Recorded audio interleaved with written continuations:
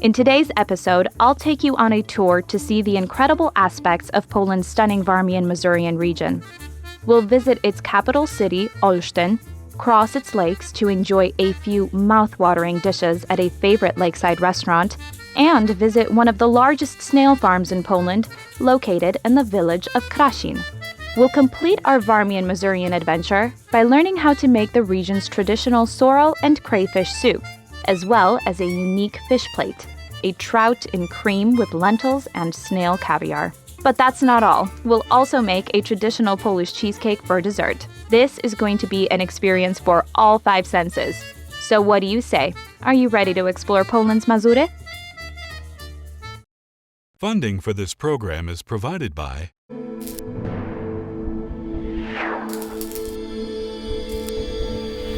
Polish and Slavic Federal Credit Union. Our credit union is more than a bank. Baron Chocolatier. LOT Polish Airlines offers non-stop flights from the United States to Europe via Poland or Hungary. Luggage, hot meals and drinks are all included. The in-flight entertainment system gives you access to a wide variety of movies and cartoons. Be our guest. LOT Polish Airlines, a Star Alliance member. Ernest Rust. Kitchens, wardrobes, interiors. Welcome to Flavor of Poland. My name is Aleksandra August, and I'm so excited to take you on a delicious journey through my native country. I'm a Polish-American actress, but I also love to eat, and I love to cook. Growing up in the States, I was always asked questions about Poland's culture, its history, and most of all, of course, about its food. So I finally decided to take all of you from back home, back here to my first home, and introduce you to its true flavor. The land of 1,000 lakes, the green lungs of Poland, one of nature's wonders. That's just a few of the titles Poland's majestic Warmian-Masurian region has earned. It enchants with its breathtaking landscape filled with age-old forests, thousands of lakes and rivers, and numerous horse stables. Home to over 3,000 lakes from high above, the region looks like a bluebird spreading its wings against a span of forests. It provides plenty of attractions for visiting tourists at almost any time of the year, and not to mention a mouth-watering spread of local dishes.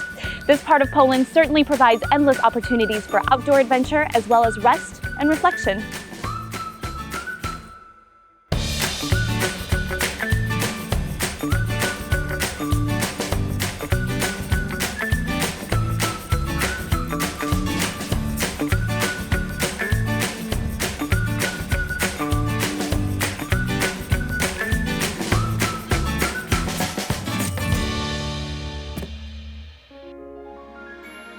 The city of Olsztyn is the capital of the Warmian-Masurian region. Picturesque like the region itself, this quaint little town has a very long and important history. The beginnings of Olsztyn as a city reach back to the 14th century. Let's have a look. The founding of Olsztyn as a city reaches back to the 14th century. The old town hall, built in the 14th century and rebuilt after a fire between 1623 and 1624, stands at the center of the city square. Throughout history, the buildings of Old Town Olsztyn were frequently destroyed by fires and wars. The majority of the buildings still have foundations and cellars from the Middle Ages. Their current facades, however, don't have many remaining original elements from ages past. The city's earliest years are preserved in the medieval walls of the Cathedral of St. Jacob and the Castle of Warmian Bishops. At the Warmian-Masurian Museum located inside this old castle, we can discover numerous artifacts related to the history and the culture of this region. Walking towards the old castle of the Warmian Bishops, you'll come across the statue of a man looking up towards the sky. This is none other than Mikołaj Kopernik, better known around the world as Nicholas Copernicus. He sits here outside the castle walls looking up towards the sky, still charting the stars and planets from his old home here in Olsztyn. Copernicus, the man who first proposed that the Earth and other planets revolve around the sun, as you likely know, was a man born in Toruń, Poland. During his life, however, he spent a few years here in Olsztyn, where as a senior official of the Warmian bishopric, he administered to the castle. In the year 1520, Copernicus heroically defended the castle from an attack by the Teutonic Knights Order. It was also here that he penned an important treatise on money which proposed the establishment of a unified monetary system and conducted numerous astronomical observations, particularly focusing on planets and the phenomenons related to vernal and autumnal equinox.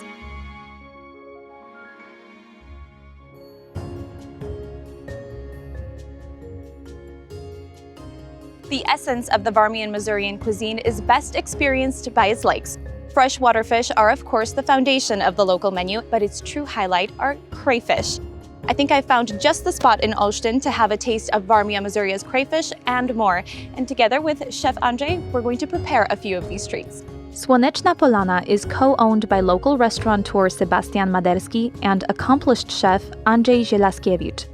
Chef Andrzej is one of the region's most respected culinary experts, a winner of prestigious culinary awards and titles, including a bronze medal from the International Culinary Olympics in Erfurt. Here at his restaurant in Olsztyn, he curates a menu based on traditional local recipes, regional products, fresh seasonal fruits and vegetables, and, above all, a passion for great cuisine. During my lakeside cookout with Chef Andrzej, I tried an array of the region's freshwater fish and a number of different dishes, and I was able to learn a bit more about Polish crayfish in the process.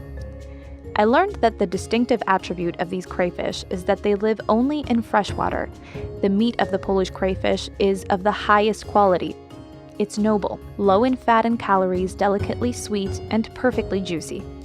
The most valuable part of this shellfish is the white meat found around its abdomen. You can utilize the pinchers and the head to cook a stock, which is exactly what Chef Andrzej did to prepare the first dish, a delicious crayfish soup. The creamy soup was seasoned with fresh herbs and garnished with crayfish meat and an herb-based version of an iconic Warmian-Masurian noodle. Very creamy, very buttery, and it's got a nice, sweet accent. Next, Chef Andrzej prepared a zander fillet topped with the meat of Poland's iconic crayfish pulled right from the region's lakes and served with a side of fresh spring vegetables. And voila, we've got Warmia-Masuria on a plate. What we've prepared today is a fresh zander from one of the beautiful local lakes. On top of it, we've got crayfish meat. The fish itself was grilled with crayfish butter. We've poured a crayfish sauce over the fish. And then in addition to it, we've got another regional specialty called galuszki, green little noodles which are made with local herbs. And then of course, we need a side of vegetables. I'm sorry I have to break apart your beautiful masterpiece here, but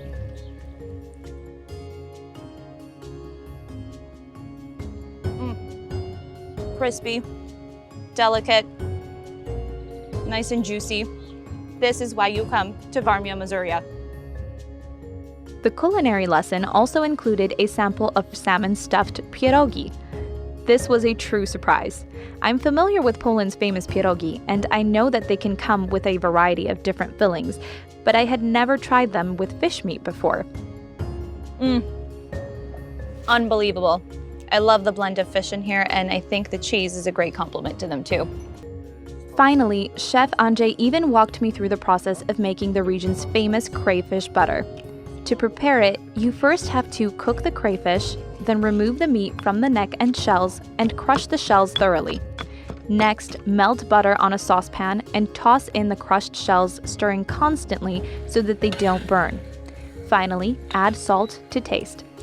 Once done, transfer the melted crayfish butter mixture into a stoneware dish through a strainer and place in the fridge to cool and solidify. Once cooled, the butter makes for a terrific ingredient or base to any number of fish dishes, soups, or sauces, and even works as a great spread on a warm piece of toast. This has truly been a once-in-a-lifetime experience. I've been waiting for a long time to try the freshwater fish of the Warmian-Masurian region, and I've had a chance to not only try them, but also make them alongside one of the region's best chefs here on one of the region's most beautiful lakes, with birds chirping in the background, is beautiful forests surrounding us. This was an unforgettable moment and an unbelievable way to try the region's cuisine.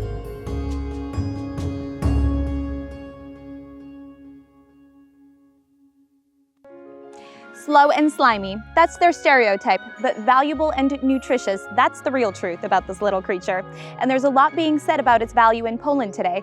Believe it or not, snail farming is a large and growing industry in Poland. The country exports hundreds of tons of land snails every year. In fact, a good percentage of the snails you eat in restaurants in France today are actually imports from Poland.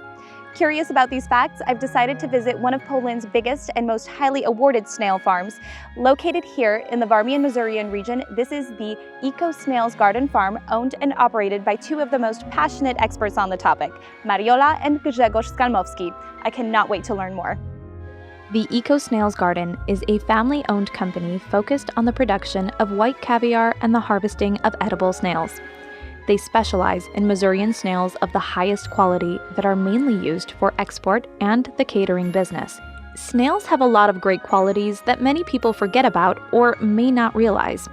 They are high in protein, saturated with fatty acids, they contain no fat, and the structure of the meat allows for quick thermal processing, similar to fish. Snails are available year-round, and one of their most interesting attributes is that they are considered to be aphrodisiacs. Few people know that a snail can spend as much as 12 hours in the act of love. Cooked, fried, fillets in a broth, snail and fish soup, spaghetti with snail, pierogi stuffed with snail meat, snails wrapped in bacon, Burgundian-style snails, white snail caviar, and so much more. Where to begin? I sat down at the Snails Bistro, the Eco Snails Garden seasonal restaurant, along with its owner, Mariola Skalmowska, to discuss the delicious dishes made right here on the farm. I had never had an opportunity to try such a large variety of snail-based dishes. I have to say, I think the most impressive and delicious was the snail-based burger, a patty made primarily of snail meat and prepared with lettuce, tomato, onion, cheese, and a secret sauce. It's made of 80% snail meat and 20% beef. Now, I know we're experts on hamburgers in America, but this you can only have here. Let's see. Almost tastes like a regular burger, but there is a characteristic taste, I think, that's created by the snail's meat. Not too far from the Eco Snails Garden in Krasin lies another fascinating Warmian-Masurian tourist attraction and an important historic monument. This is the Elbląg Canal, a unique hydrotechnical solution and system which connects the western Masurian Oberland Lakes to the Vistula Reservoir. 50 miles in length, utilizing a fascinating system of inclined planes, it connects the lakes, overcoming the more than 300-foot difference in height above sea level between them. In 2011, the National Heritage Board of Poland named the Elbląg Canal one of Poland's official national historic monuments, as well as one of the 7 wonders of Poland. I have been absolutely taken away by Poland's land of 1,000 lakes. The unbelievably beautiful natural landscape combined with the amazing cuisine. This is an adventure everyone should have when they visit Poland.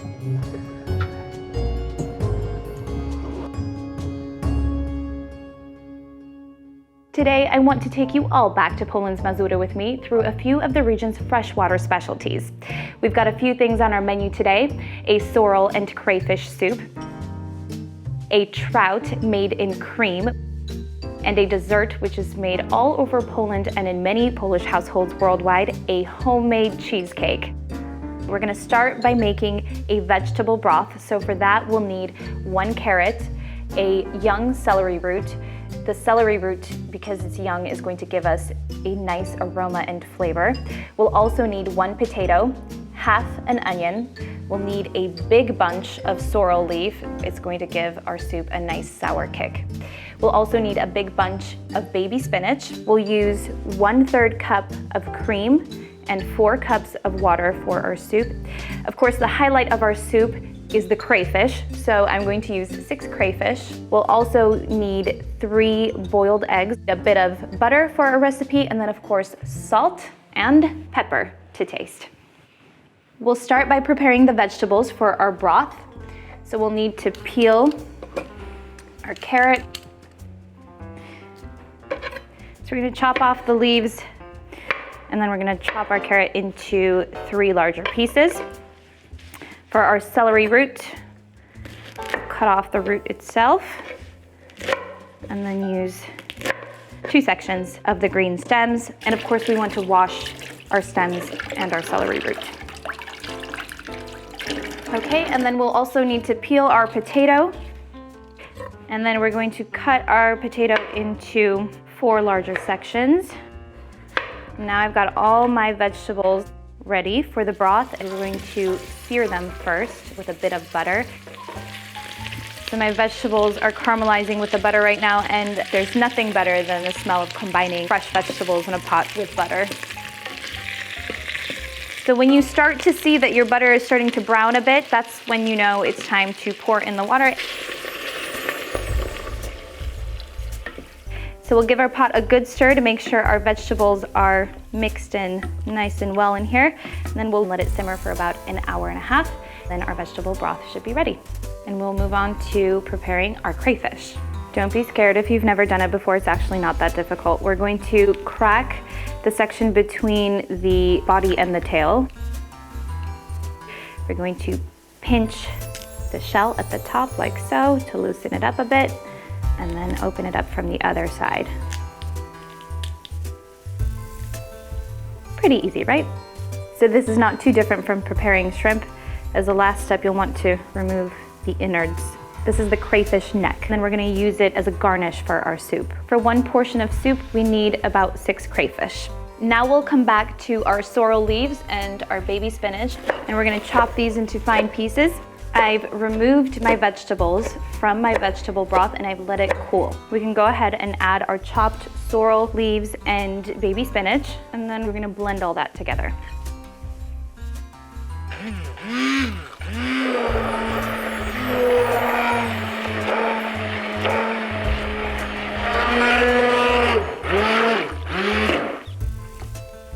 Great, that looks really lovely. It's got a beautiful green color. It really reminds me of the lakes of the Masurian region. Now we'll move on to our second dish. As we've learned, the Warmian-Masurian region of Poland has a menu that abounds in freshwater fish recipes, so we're going to make one of them today. We'll of course need a trout. This is a wild river trout. You'll want to cure your fish before preparing this dish. I've done that by placing the fish in 4 cups of milk and a tablespoon of vinegar, and you want to let that sit for about 6 hours. We'll also need some fresh dill. We'll need 1 onion finely chopped. We'll need 3 tablespoons of rapeseed oil, 3 tablespoons of white flour. I'm going to use 3/4 cup of lentil. I've already cooked my lentil, so this is what it looks like once it's cooked. We'll need some white wine. I'm going to use 3/4 cup of white wine, any kind is fine, whatever you prefer, and then 2 cups of cream. And then as a final touch, we are going to use a bit of snail eggs. I've received these from my friends at the Eco Snails Garden in Krasin, which we visited today. We'll begin by making the cream sauce for our fish. We'll scoop 2 tablespoons of butter into a small saucepan. We're gonna let our butter melt just a little bit, and then we'll add in our chopped onion. And we'll saute our onion until it becomes translucent. Add in my wine, 3/4 cup of wine. So now we'll let the wine and our onions here sit on our burner and heat until the liquid is reduced to at least half the amount. This should take about 5 minutes. So while our wine here is reducing, we're going to chop our dill, and then I'm gonna add 1 more herb, thyme.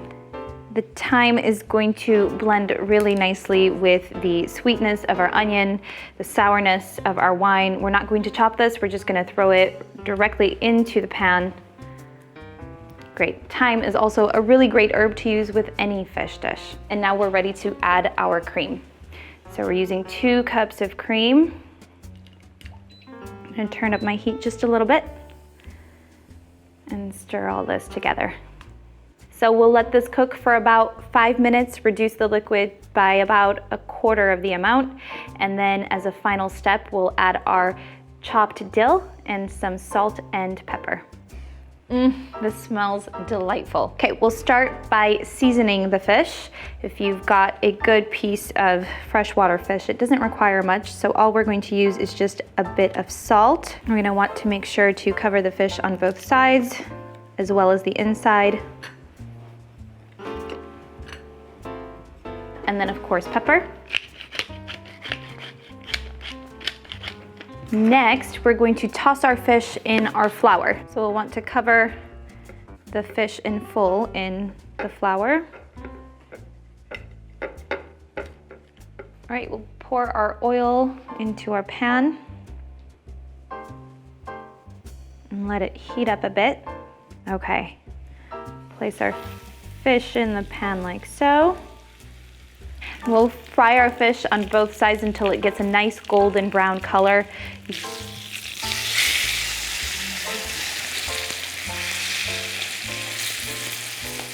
All right, I think this is ready. This is only a few minute process.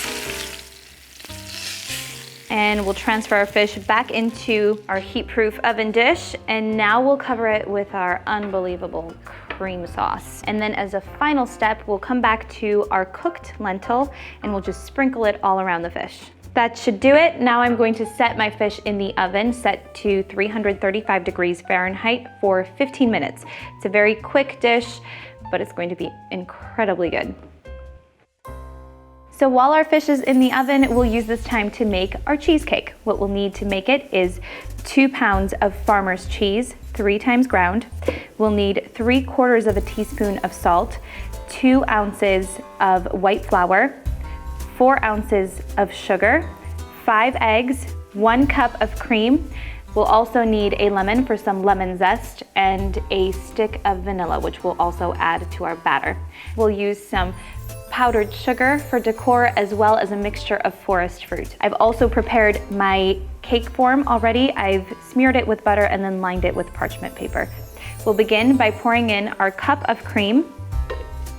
We'll want to make sure to stir this in thoroughly before adding the other ingredients. Now we can start adding in our eggs, 1 egg at a time, stirring all the while.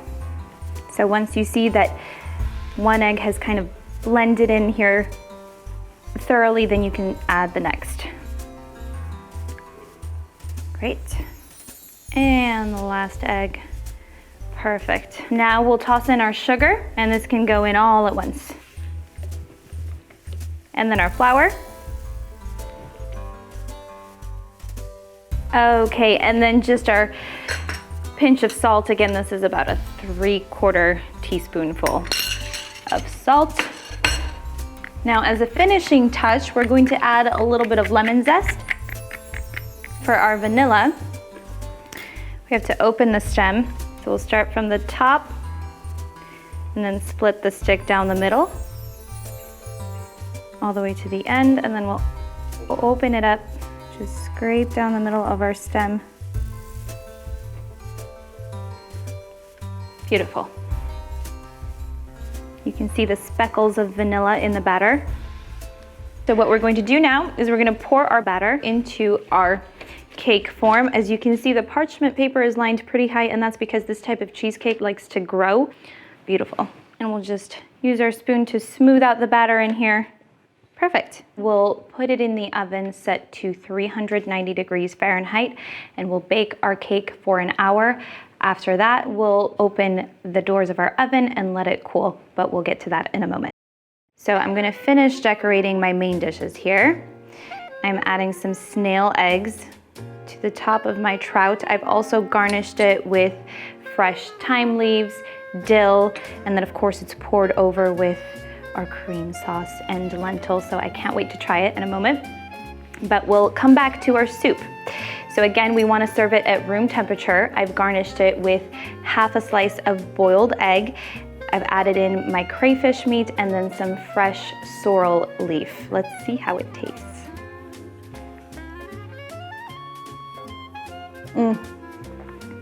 Incredibly fresh. The sorrel, like I said, adds a nice little sour kick to the soup. A nice and refreshing summer soup.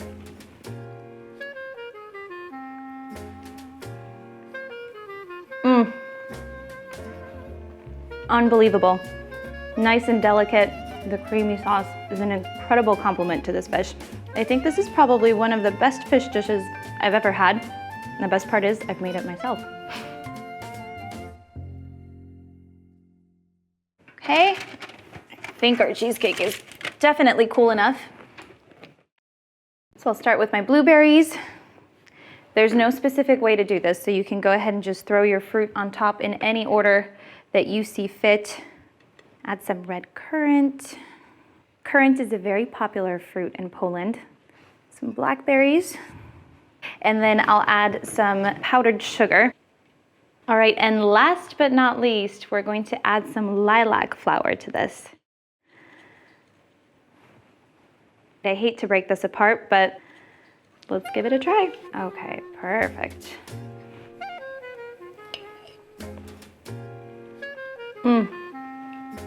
Nice and sweet, perfectly moist. This is a good cheesecake. I hope that you invite the Warmian-Masurian region of Poland into your kitchens as well. If I can make all these dishes, I'm sure you can too, and I will see you in the next episode of Flavor of Poland. Until next time, smacznego!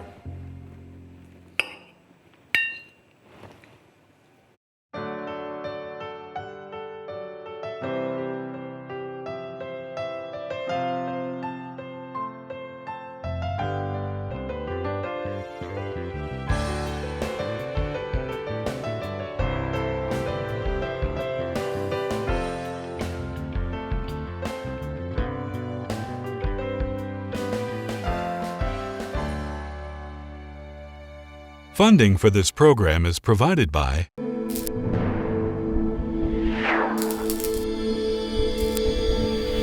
Polish and Slavic Federal Credit Union. Our credit union is more than a bank. Baron Chocolatier. LOT Polish Airlines offers non-stop flights from the United States to Europe via Poland or Hungary. Luggage, hot meals and drinks are all included. The in-flight entertainment system gives you access to a wide variety of movies and cartoons. Be our guest. LOT Polish Airlines, a Star Alliance member. Ernest Roost. Kitchens, wardrobes, interiors.